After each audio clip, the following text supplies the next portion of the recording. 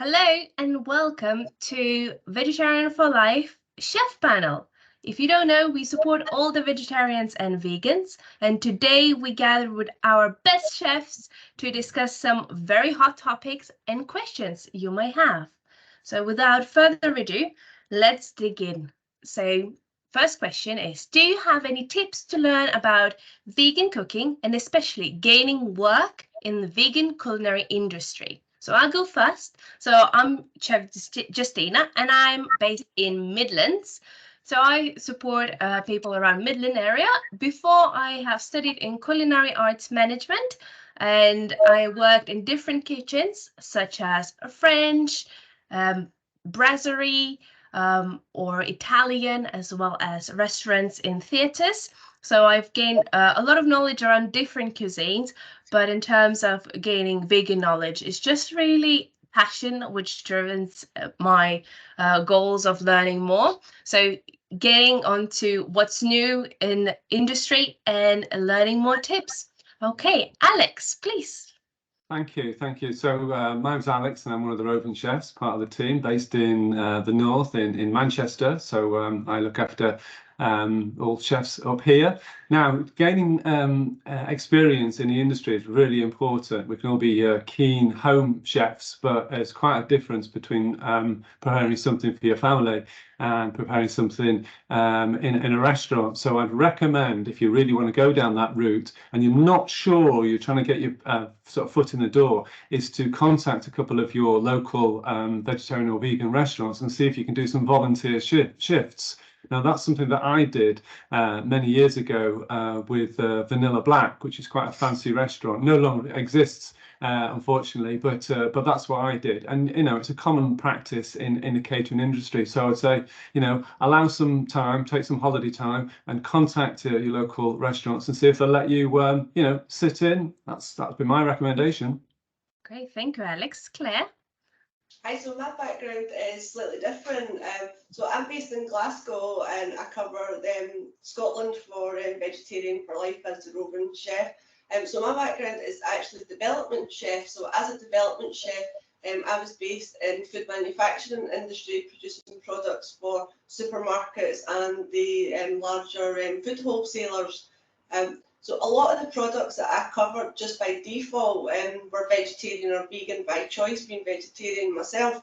So I think whereas a chef would traditionally do a hands-on apprenticeship or would go to college to study City and Guilds, it was food processing that I studied originally.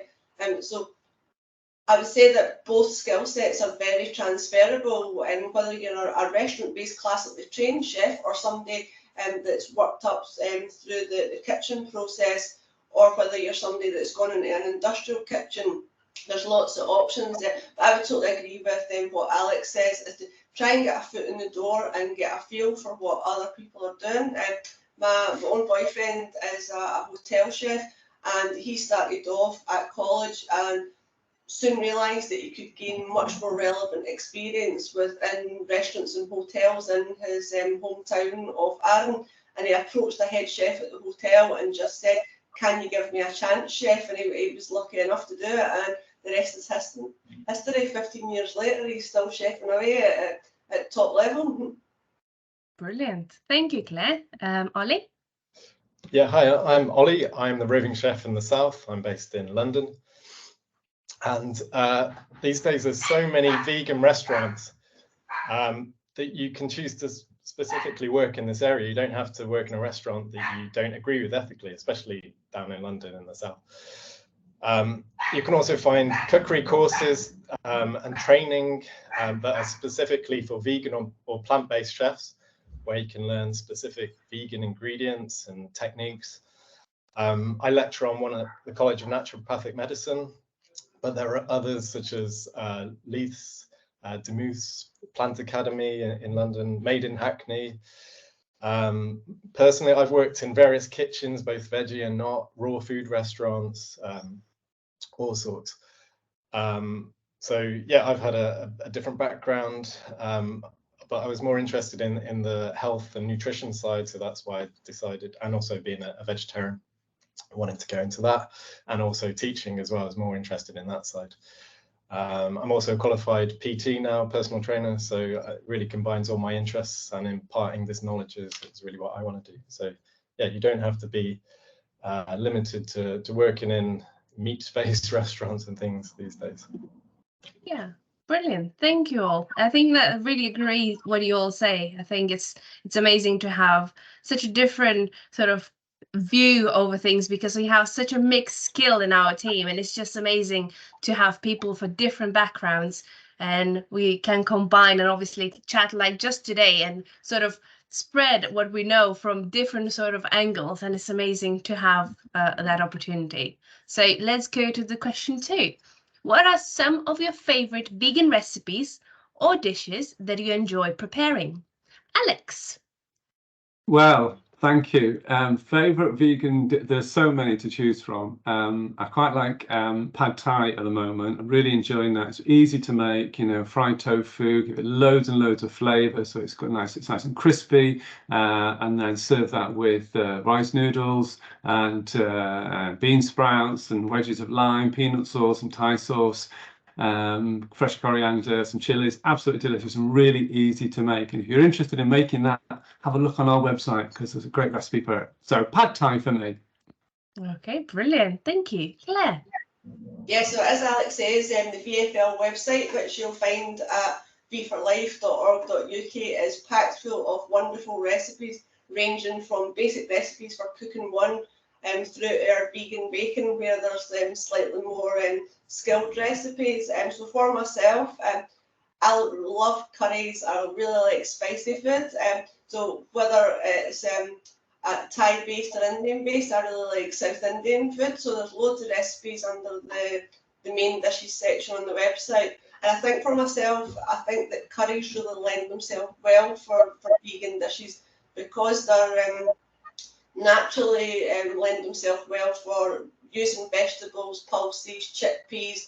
I'm not a massive fan of meat replacers, and I think that you can veganise a lot of dishes, but I think things that are naturally vegan would be what I prefer to cook and what my family favourites are. So I'd say the standout recipe for me, which just happens to be my own on the website, is the mushroom and chickpea curry served with pilau rice. I absolutely love that. Brilliant. Thank you, Claire. Ollie? Yeah, I definitely go through phases, like Alex said. Right now, I'm really into making this super rich lasagna that uses mushrooms as a base. And mushrooms are a really good meat replacer in terms of texture and flavor. I also like rich dark chocolate things like torts, and I really like different protein bites and bars and things like that I'm always making. But yeah, definitely go through phases and like change my mind often. Yeah, and that's just the beauty of it, I think, is it, because we are chefs, I think I would consider myself a foodie. Would anybody else would say they're a foodie? A bit of fun, a nod. Alex isn't sure. Yeah, I think it helps if you're in the industry that you're a foodie, but definitely, yeah. Yeah, I We're think all that's foodies. just, yeah, and that's where you get to experiment with different things, and you have different phases. I think that with this sort of colder season, I go towards sort of soups or going to one pot dishes. So it's really like rich tomato base, and it's just really nice and warming. Whilst summertime, you're like, ooh, well, what's the best salad recipe you can find? So yeah, amazing. Let's go to the question 3 then. How do you ensure that your vegan dishes are nutritionally balanced? Ollie? So always try and make sure you've got lots of greens in there, but also a rainbow of colors in your food. Also, often vegetarian and vegans might miss out on certain proteins. So you want to get all your amino acids in there. So a good way is to include soy or buckwheat or quinoa in your diet, because these contain all the essential amino acids, which are the building blocks of protein for your diet. But you can also, with a good combination of beans and pulses, seeds and nuts, you can also achieve this as well. And then you want some good fats in there. Avocado is really good for that, although perhaps not the most ethical food, good virgin olive oil, and again, nuts and seeds, and fermented food as well is really good to include in your diet. Super good for your gut.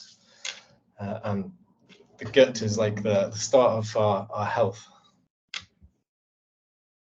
What's everybody else think about that? Yeah. What do you think, Alex? Anything to add? Not really. I mean, it's just just making sure you're getting a proper balance. So as Ollie was saying, plenty of protein in there from nuts and pulses and soy, all those sorts of things, and greens. As your mum may have said, eat your greens. Really important. Lots of iron in there, but also, as Ollie was saying, a rainbow of colours. So pumpkins in there and carrots and whatever you want. But yeah, it's making sure you get a good balance, but a healthy diet is only part of healthy lifestyle. So, a little bit of exercise, a little less stress, a bit more sleep, all these things combined. But yeah, that sort of thing. Yeah, We're coming into squash season right now, so it's always good to eat seasonably as well, because it's you're going to have more nutrition in your food. Yeah, I totally agree with what Ollie's saying there. If you have a look at the blog section on the website, you will find the recent blog on seasonable eating. Loads of hints and tips on there. And one thing that I think a lot of people quite often forget when they're looking at their food intake to see if it is nice and balanced is looking at fluid intake as well, but also maybe considering salt and sugar. So like Ollie was saying, I would say that there's not really any bad foods and no bad fats. A lot of stuff's demonised. It's getting stuff in the right balance and the right proportions. And I would say that for myself, I would never really advocate what people call like cheat days. I would say is look at everything as a balance over like a week rather than even over a day, and see what your overall intake is. And it was something that somebody said to me recently on holiday, going that there's so many people in Britain eat the same thing all the time and stuff that they have every day. So maybe like look at a diet going, am I having tomato pasta every night for my dinner? And like Ollie and Alex were saying, eat that rainbow every day and get variety, because there's no one vegetable that gives you the nutrients that you need, and it's things like your green veg will give you different nutrition compared to like your orange veg. So it's having a little look on the internet and looking at our nutrition resources, particularly if you do have nutrition concerns. Have a little look at the publications section on the website as well, and all these resources are free to download, so please make use of these. And we've got loads of resources that are actually BDA approved as well, because I know that nutrition can be quite a minefield and there's a lot of conflicting information on the internet at the moment, and a lot of faddy diets, and as I say, like go for the cheat days and things. So rest assured that all our publications are verified and that our nutrition content is BDA approved, so that you know that it's the correct information that you're getting. Brilliant. Thank you very much. So let's go to the next question. What cooking techniques do you find most effective in bringing out the flavors in vegan ingredients? Alex? Ooh, it kind of depends on what you're cooking. If you were to say just add a little bit of colour to your dishes, so if you're doing a little bit of charcoal, that can really enhance flavour. So it was a bit of a thing a few years ago having cauliflower steaks, which is just such an easy thing to do, really. Just big slices, wedges of cauliflower onto a hot griddle pan, and you get these lovely sear lines, and it just kind of enhances the flavour. And then you can put all sorts of dressings on there, sweet or sour or spicy or whatever. But I would say just getting a little bit of browning going on will bring out the flavour. But there's lots of other techniques as well. But I say just a little bit of charge, tiny bit. For me, anyway, that's something I like to see. Brilliant. Claire? Yeah, I totally agree with Alex that there's so many vegetables that benefit from a little bit of char, whether it's roasting, particularly if you are using supermarket produce, it's out of season. That I used a squash a couple of months ago and it tasted of like absolutely nothing. So to bring flavours to that, looking at slow roasting and char grilling, I really like to add little bit of salt when I'm browning off onions, and it means that you can brown them and soften them for longer, and it really starts to develop the caramelization. So rather than the onions burning quite quickly, it will take a little bit longer to cook, and it lets all those flavours develop. And I don't think there's anything that I cook savoury wise that doesn't start with an onion. And I say to anybody that comes to our demos, take longer to cook your onion than you think necessarily. If you make it softer and then just develop those nice caramelization, and caramelization is flavour. And don't be afraid, particularly like Alex was saying with the cauliflower, things like cauliflower and broccoli, don't be afraid to take it that little bit further with the char than you think. That people might look at it and go, oh, that's close to burning. But there is a fine line there. You don't want to go too far to get those bitter flavours, but don't be afraid to just take it that little bit further, and that smoky flavour is fantastic. Brilliant. Thank you, Claire. Ollie, anything to add?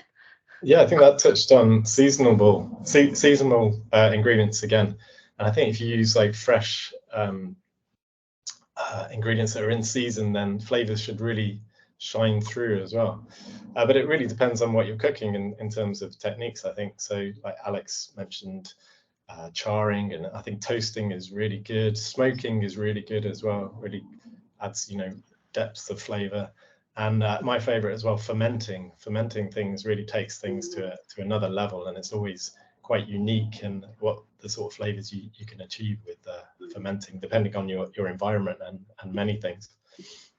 And yeah, season well is a good tip. Yeah, that's the best tip. I think a lot of people might think, oh, seasoned, so salt and pepper. But what I normally say that salt is just a flavor enhancer, it's not a flavor. So you need to add your herbs and spices and consider how you cook things, not to overcook them too much. And then you add a bit of salt to perhaps enhance it. It's not necessary, but you can add a bit of salt.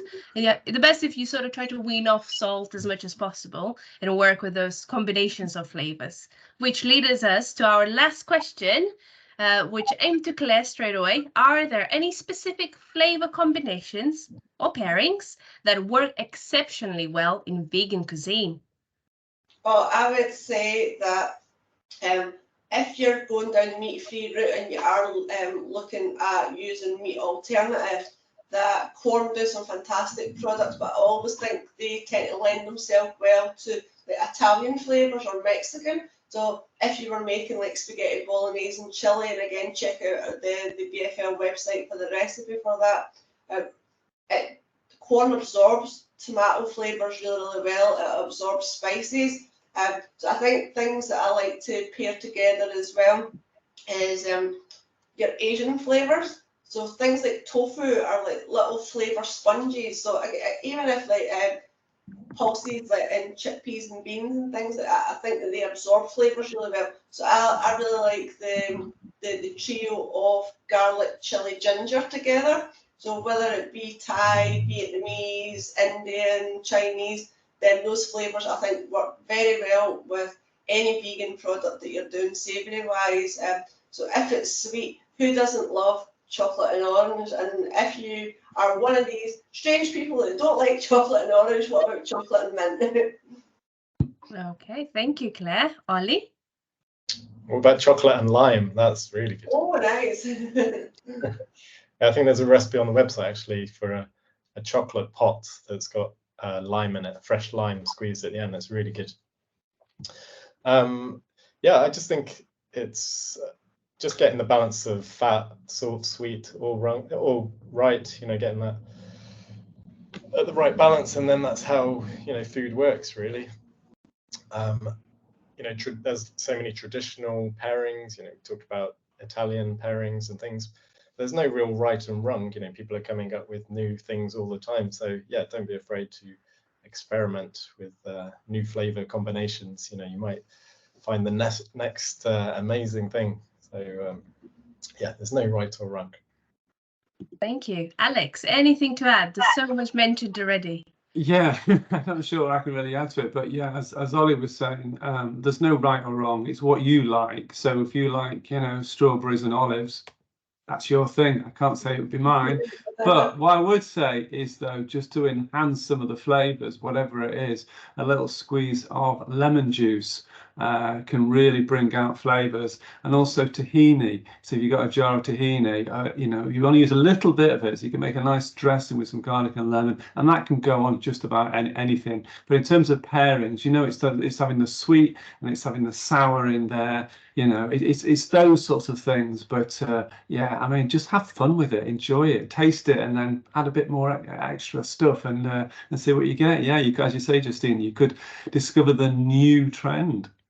Yeah, brilliant. Thank you very much for all of your time. Some amazing ideas thrown around, and I hope that the ones watching this definitely going to take some notes and apply what they learned today. So thank you again, all the brilliant chefs. And if you are wanting to get more videos like this, please like, subscribe, and hit that bell button to get more. And for now, we're going to say goodbye. Bye.